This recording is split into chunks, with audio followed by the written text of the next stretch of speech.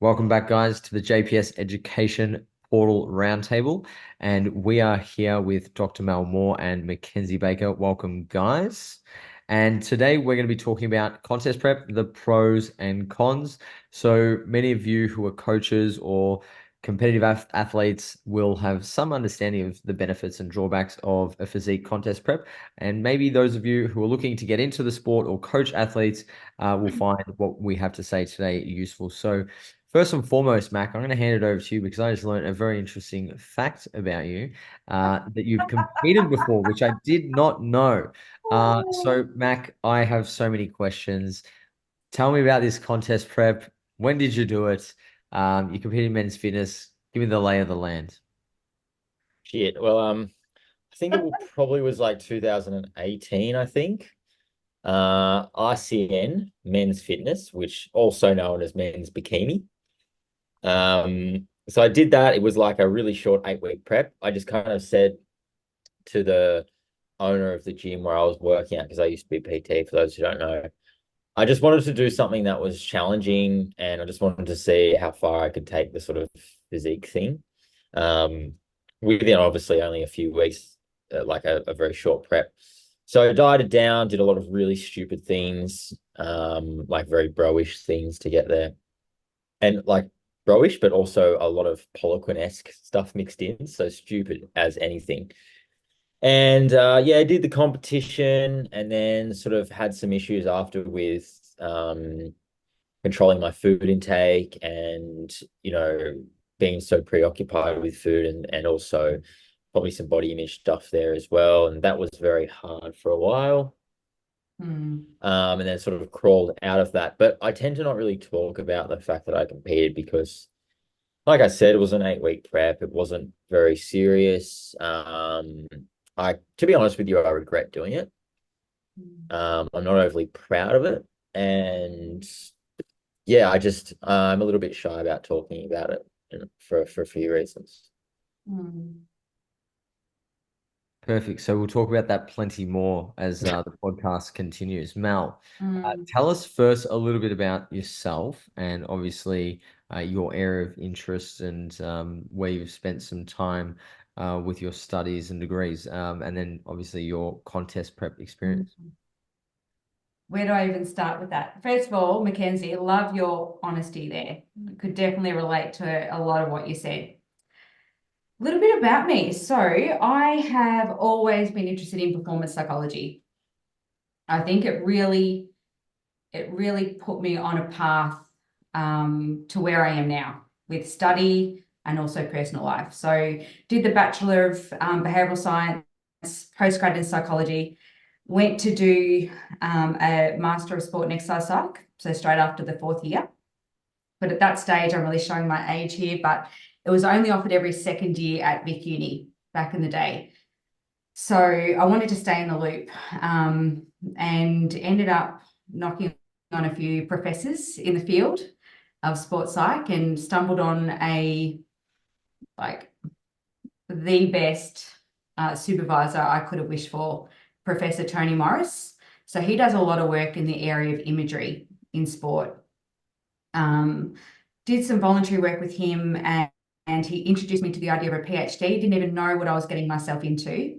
So I think I've really been reflecting on my journey in competing in bodybuilding. I think the PhD in the bodybuilding is definitely up there with one of the hardest things I've done, and also the one of the best accomplishments that I can look back and say that I achieved.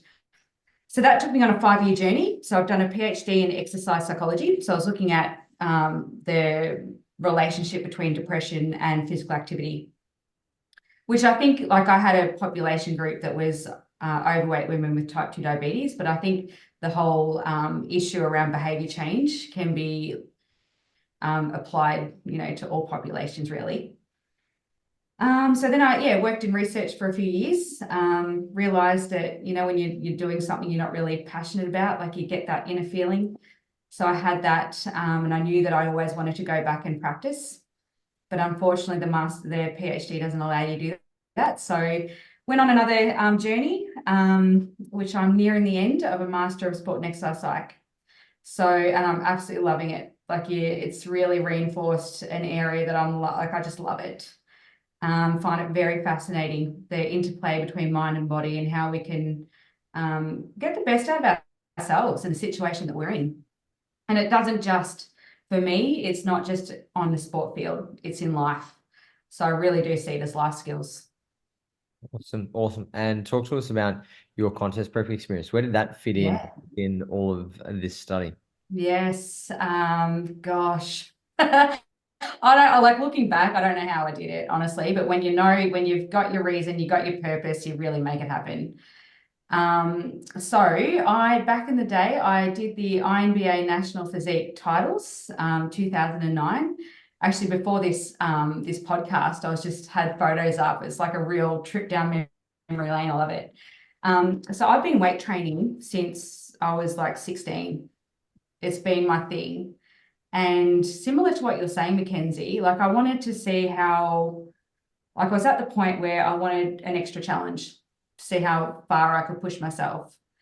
You sort of like dance on the razor's edge, I think, with competing. So it was a personal goal. And sort of unlike Mackenzie's experience, I think it was about a 25-week prep. But it wasn't as if I was going from scratch. So you sort of build up, a good muscle base. But yes, so a 25-week process.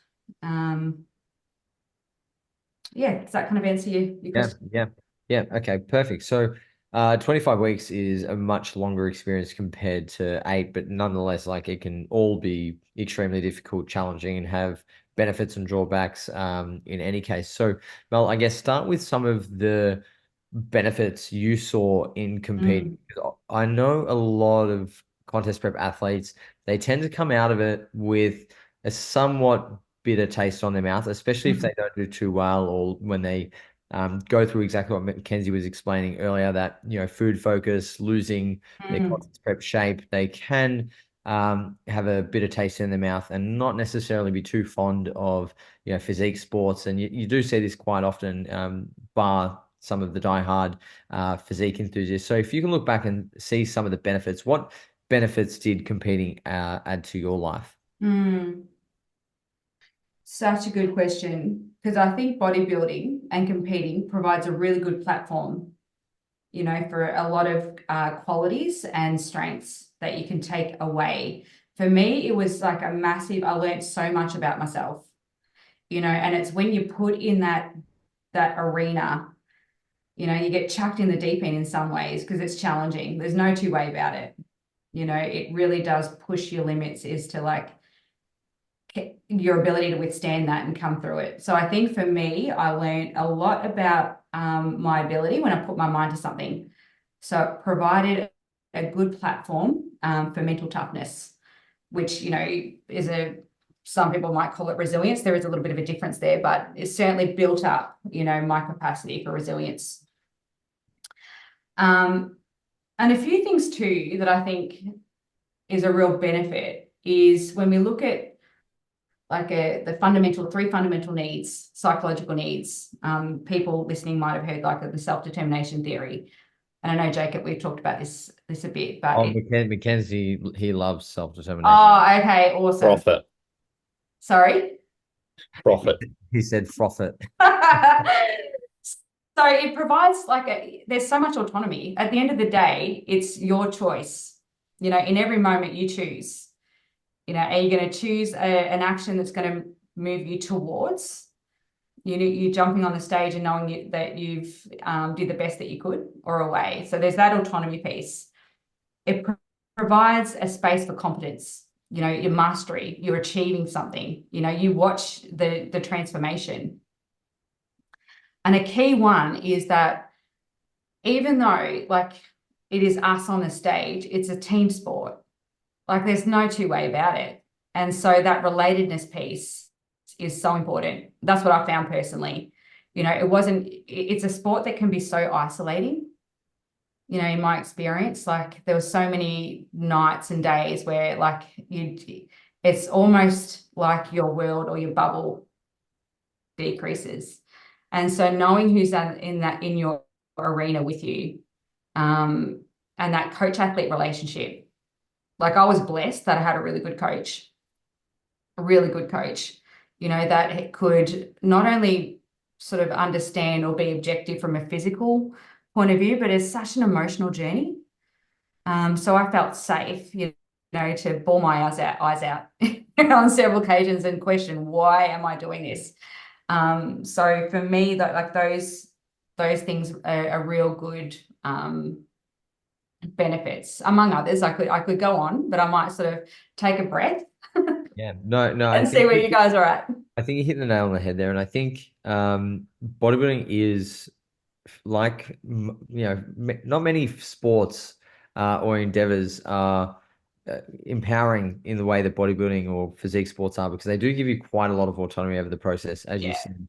And I think not only that, it's the ability to engage in an activity where you're rewarded for delaying gratification.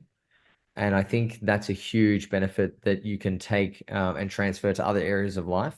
Because when you do a physique show, like you have to, abstain from all the, little pleasures that are so easy to just say yes to day to day. And learning how to do that is a skill, and one that can be sharpened through a, physique journey in many ways. Absolutely. And I think that's certainly a lesson that I took from bodybuilding, transferred to other areas in my life, such as business and things like that. Like, those little lessons that if you look for them in a contest prep, they're certainly there. And I'm sure many people can go through a contest prep and not realize these things. It's all about, the end result. Did they win? Did they place? Did they get that plastic trophy? And can they put in their Instagram that I came, third place at Bikini Mama, at the, local Bendigo show.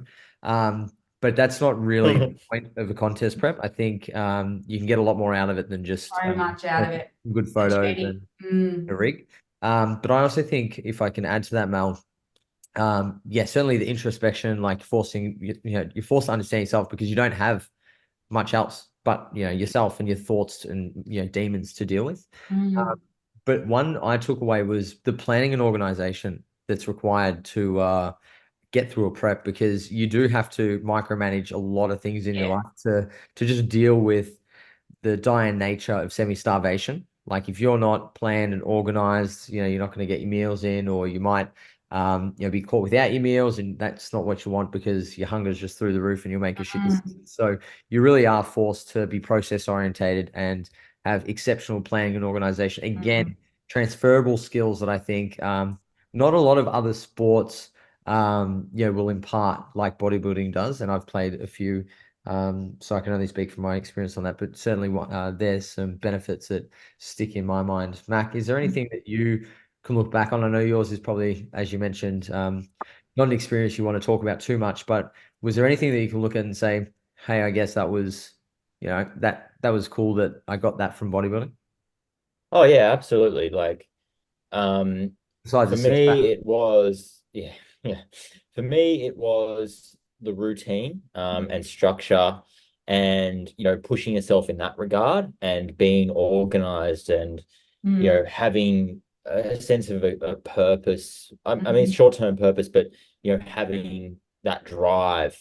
I think the biggest benefit was, just the grit, Like, my prep wasn't long, but it was very, very aggressive, very bro. And I think, a lot of like myself today, and I think a lot of nutrition professionals would look at what I did and how intense it was, and were like, that's like, kind of negligent.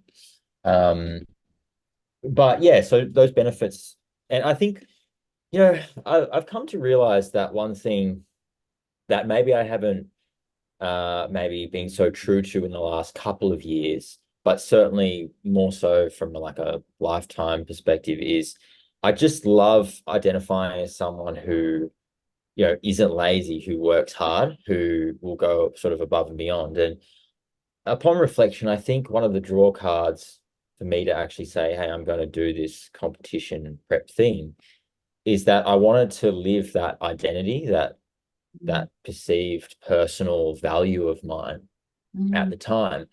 And upon reflection, like, it served, the building grit and all those sort of things that I mentioned before. I think the sour taste in the mouth for me was probably more along the lines of putting so much time and effort into something that I realized I don't value. So Do you that think, was, sorry to cut you off, Mac, do you think that that's that's right, mate. something that you don't know until you get off stage? Because I don't Um, think many people, because I see that and I see it a lot with my yeah, clients at times who compete. But I think once they're so invested and they're said they're going to do this and they start that yeah, process, tunnel vision. tunnel vision, and it's very hard to have that realization and that awareness um, until you get off the stage. Like, Yeah, does that make Yeah. sense? It's like the bug. I heard like a lot. Oh, you'll get the bug or you won't. Yeah. yeah, Is that like something that you've, because I never got the bug. So, but it wasn't until, like you said, it was after I'd competed that I looked back. I It's like, just I want to do committed. that again. Mm, I just kind of like I'm of the attitude once you say you're sort of going to do something, you kind of lock it in. So as soon as I said that, I was kind of too far gone. Like I was going to Yeah. finish doing the prep. But it's more like thinking about the things that I stopped doing in my life to facilitate not Yeah. just that prep, but also the phase in my life where I was quite into training and nutrition, Mm.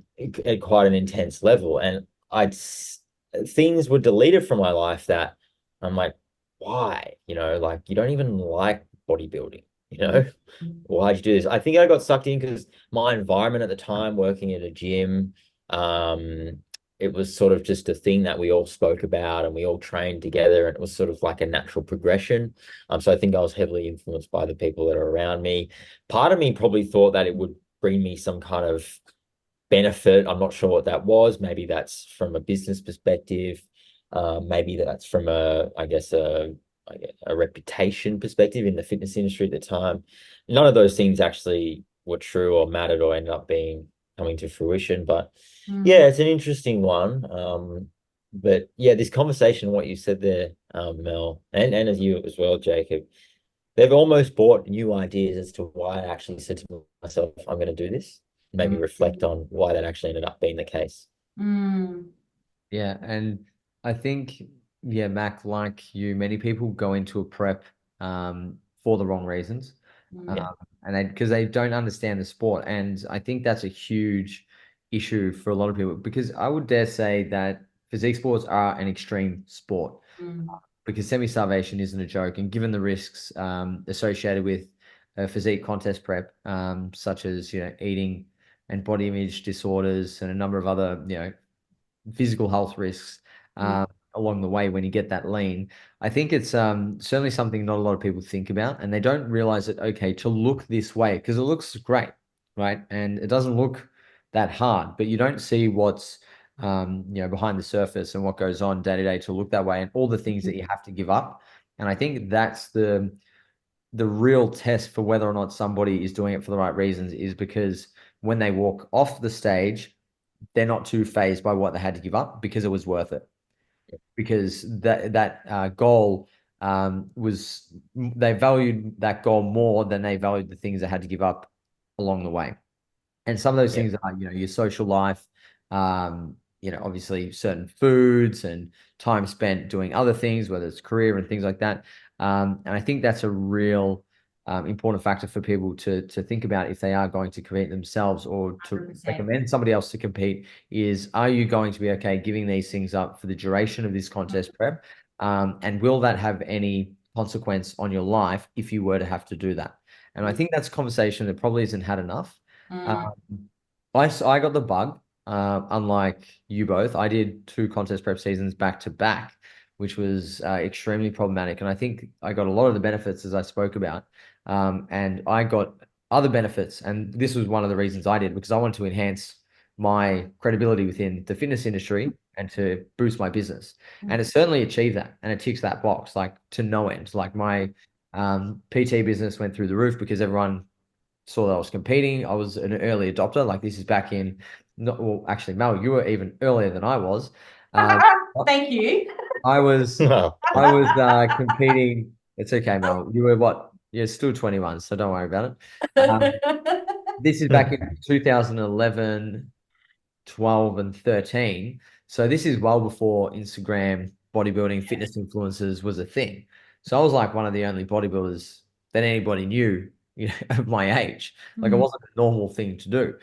So I wasn't sort of pushed into it like most other people where I had sort of very clear reasons for doing it. And although I got a lot of the benefits, the main one was, as I said, the recognition for knowing how to manipulate a physique and people wanted to come work with me. But I certainly had no idea or understanding as to what some of the ramifications were going to be as a result of that. And I suffered, with eating disorders, body image disorders, none diagnosed, but I fucking absolutely had them for years. Because after my second season of competing, I was 69 on stage in October, and by the December that year, so not even 2 months, I was 95 kilos. So I gained 26 kilos in like 2 months. So it's pretty solid. And that was so embarrassing as a PT and someone who used to look that way to then look like this. Like everyone was like, what the fuck's happened? That I actually had to take myself out of the country, remove myself from the country and my gym for a month and go live in Thailand. And my sole goal while I was there was, okay, I just got to watch normal people eat and figure out how to eat like them. Yeah. And I didn't realize that, and I lost 10 kilos in that month-long trip just by, okay, I'm gonna have a bowl of cereal, not worry about my protein. I didn't train for a whole month. Like I'd never done anything like that, like because I lived and breathed bodybuilding. But I had the self-awareness through bodybuilding to realize, hey, something's not right here. I got to figure this out because this isn't healthy. But that was something that I had to then deal with for probably 5 or 6 years after that, like unlearning a lot of the things that bodybuilding forces you to learn as a survival in some ways. mechanism. Yeah. Like even sometimes I see myself now getting like small spoons and stuff to eat like my cereal and stuff because then it takes more. And I'm like, why the fuck am I doing this shit? Like just get the spoon, who cares? I don't do it often now, but like when I do pick up spoon, I automatically trigger, I don't want to do that. Like that's not good. So I think it's a lot of the benefits won't outweigh the drawbacks unless you know what you're going into and you're somebody who really, really values the sport, loves the sport, is genetically blessed to the point where you're going to excel in the sport and get a lot of other benefits beyond just stepping on the stage that one time to say, cool, I did this really hard, challenging thing. Like if you want a hard challenge, there's a lot of other things that are going to have a lot less risk long term than stepping on stage and competing in a physique sport. Like go hike a mountain, right? Once you do it and come back down, you're safe, you're fine, right? You do a contest prep, some of those drawbacks from that can stay with you for a long period of time. And I think that's an often forgotten component of a physique contest prep. Do you guys have any thoughts on that, Mel? So many. Share. It's so many. Oh. And I feel like it's one thing watching a contest prep, another thing experiencing. So that's one thing I'm blessed that I have a felt experience when I hear others' journey. I mean, every journey is unique, but there is, as you said, Jacob, those sort of shared threads. And for me, like at the time I was doing my contest prep, I was doing a PhD. I was sessional teaching at Vic Uni, and I was also working in the city doing in recruitment. And one of the biggest drawbacks for me was, and Mackenzie, Jacob, you'll have the nutrition hat on, but the lack of energy that my brain had available, I just could not think. It got to the point where, yeah, I just could not. That was one of my draw cards, among other sort of health reasons, but that was not a joke. So I totally agree with you of understanding the ramification with other priorities in your life, like this because this will be consuming and it will demand that in a lot of ways. But yeah, you just reminded me of something in my contest prep. I remember, so similar to you, and I don't think many people will know this, or they might. I studied law for 3 years whilst I was running my first PT studio and doing a contest prep all at the same time. And I was studying on campus. This was well before online learning as it is today.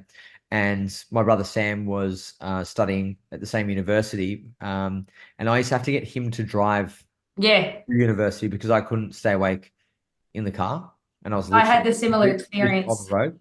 Yeah. Yeah, it was Like, dangerous. yeah, like little things like that, Yeah, you do become little dangerous. things like that.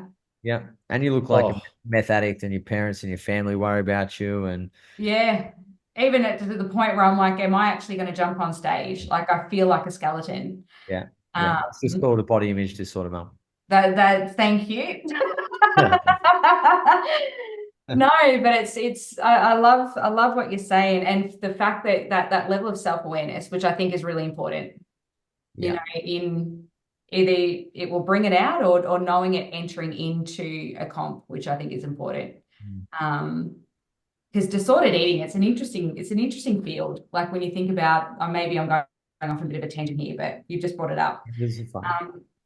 How, there's the spectrum of eating disordered and disordered eating.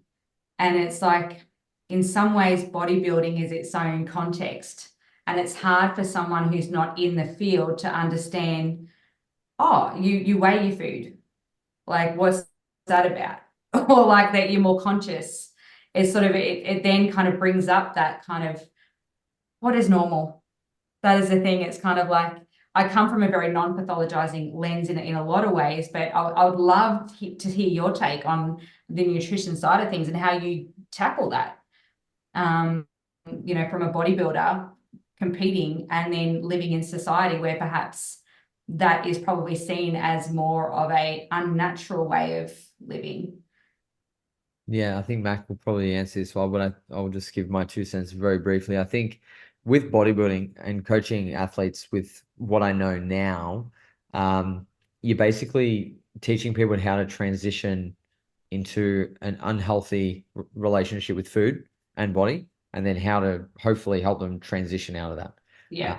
Because essentially that's what it is. In order to survive the demands of a contest prep, you have to do some pretty unhealthy things, and like Yeah. you need to behave in ways that are not conducive to psychological well-being in any way, shape, or Mm. form. And then once they step off stage, it's like, how do we get you back to a place of normality and health, psychologically and physically, as soon as possible? And that's not something that there's a set path or plan for with every client, because it varies from person to person. I have some people who compete, get on stage, they gain some weight afterwards, and they're absolutely fine. It's like water off a duck's back, no issues whatsoever. And the Mm. people who are typically like this, like a lot of tradies, like blokes who just don't really give a shit and they're just doing it cool. They wanted to look good, pick up some chicks, whatever, move on to the next kind of thing. But you tend to see it with people who are, overthinkers, probably a little bit more, emotional, like, emotionally intelligent. Like they're the ones who tend to suffer a little bit more from this. But Mac, what do you think in terms of, I guess, some of the nutrition related drawbacks and how you manage that in and out of a contest prep? Mm. yeah. Well, I'll start by saying what you said before, Jacob, I fully agree with. For a lot of people, the cons, and I will discuss the cons. Um, but the cons are worth it. Like, and the biggest example that always comes to my mind is Brandon Kempter. Like, I've spent a lot of time with that guy, and the way he talks about like a lean body part is low key weird, but also you can see that the guy genuinely loves bodybuilding. Like, it's not about, no, it's not so much about competing. It's definitely not about Instagram or anything like that. It's just like he loves the process and he loves the art form of it. And like Who's I that? see Sorry, someone I like missed that, that. Brandon Kempter. Brandon Kempter. Yeah. Yeah. He like loves the art form of it. And for him, I'm like, of course it's going to be something that's worth the risks. And Mm. like he's spoken to me about even like Brandon, who's so like, OCD about everything. Well, I shouldn't use that word, but he's very regimented and he's very adherent. I don't think you take Um, offense to that. yeah, well, he has had like, binge eating, some body image stuff that he's sort of spoken to me about. And I think there's some facts that need to be sort of discussed as far as some risks and cons of competing in physique sports. It's basically sending you down a path of disordered eating, Mm. potentially moving more towards that eating disorder end of the spectrum. In fact, a lot of the cases, yes, it's setting you up for negative body image. Mm-hmm. I think they're the most often spoken about cons. And there's also physical health cons. Like for a lot of females, it could be the loss of the menstrual cycle and the consequences that come with that. But for me, there's another angle, which is when we think about what health actually is. and health involving more than just physical and mental health. We have social health, we have financial health. And, a physique competition prep is going to impact all of those things. For Love it. example, your ability to function at work and how that might affect your income. Also, comp prep can be an expensive thing. Yeah. So there's a financial health thing going on there. And then let's be honest, you're not hanging out with your mates. So there's a social health risk and cost that needs to be considered as well. And, I think emotionally, there can also be a lot of things there. So, like, we will probably all agree that there are some pretty hefty risks and cons, trade-offs and costs, whatever you want to call it. And, for most people that compete, they probably haven't considered the risk versus reward, or they've probably got that tunnel vision thing like we spoke about before, where they've sort of been pushed into it by the people they're around, or they've felt just like there's some reason why they should do it. And it's not like a genuine love for bodybuilding. I think the business side of things is like maybe not a different kettle of fish, but Probably the most it's a pretty, viable reason after yeah, it's viable. absolutely loving the sport. Do you know what I mean? Yeah, I see the business side of things for coaches and stuff like that. If they are coaching other 100%. Yeah. I see that to be probably the second most viable thing after I just fucking love bodybuilding. Oh, But 100%. below that, but I find it very hard to make a case for the pros or the rewards, sorry, outweighing the risks outside of those two situations Yeah, where someone just loves the sport or they have that benefit for their business. yeah, Outside of that, I find it really hard to make a strong argument where, hey, this is actually going to benefit your life long term. yeah. I think you hit the nail on the head there. Like, Yeah, for me, the main two benefits are commercial benefits, or genuine love for the art form of prep and bodybuilding.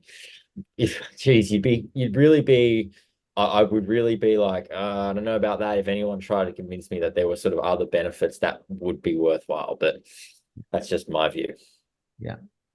Mel, what are your thoughts on that? I can see you deep in thought there. Yeah, I Yeah, am. I'm just reflecting, which I agree a lot with what you've said. And what also comes to my mind is that it's something that you can't get on that stage for